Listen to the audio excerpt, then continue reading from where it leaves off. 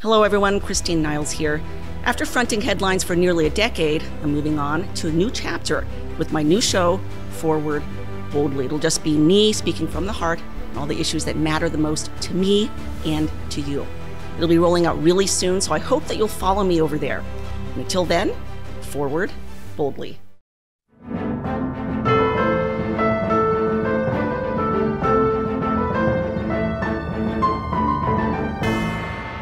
Hello, I'm Kim Tizer. Today's January 16th, 2023. Here are your latest Church Militant headlines.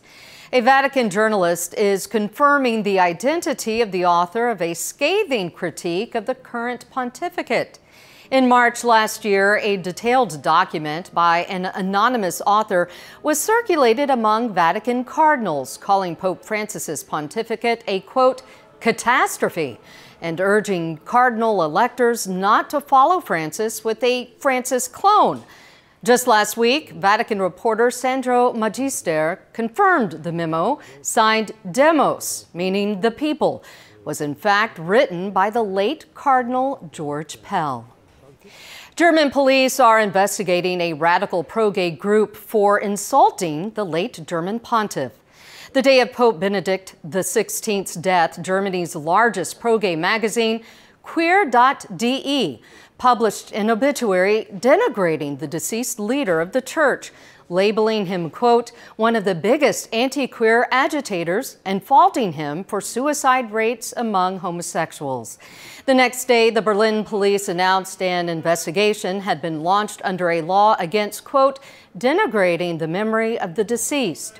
No charges have yet been filed. Staying in Germany, thousands are leaving the Catholic Church. The District Court of Cologne revealed Thursday over 20,300 Germans had officially left the church in the Archdiocese of Cologne.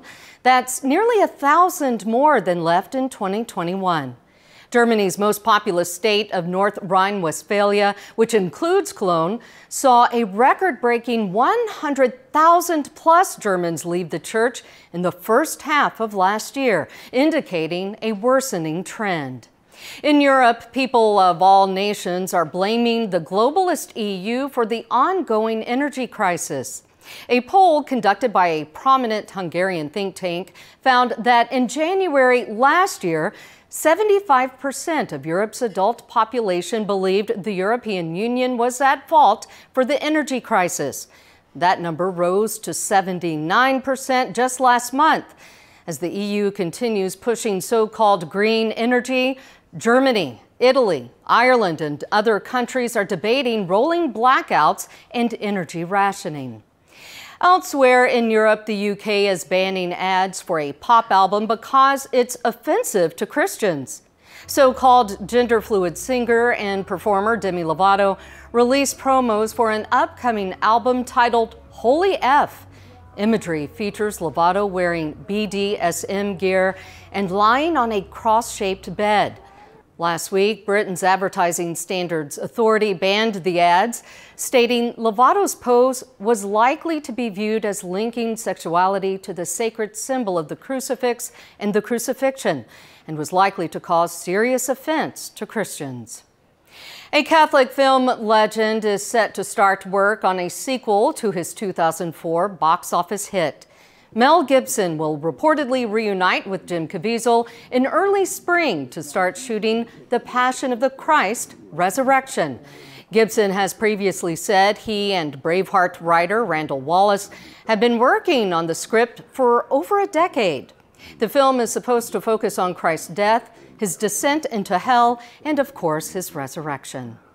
I'm Kim Tizer. Those are your Church Militant headlines. Please watch The Vortex today, where Michael interviews an expert on Marxism. God bless you.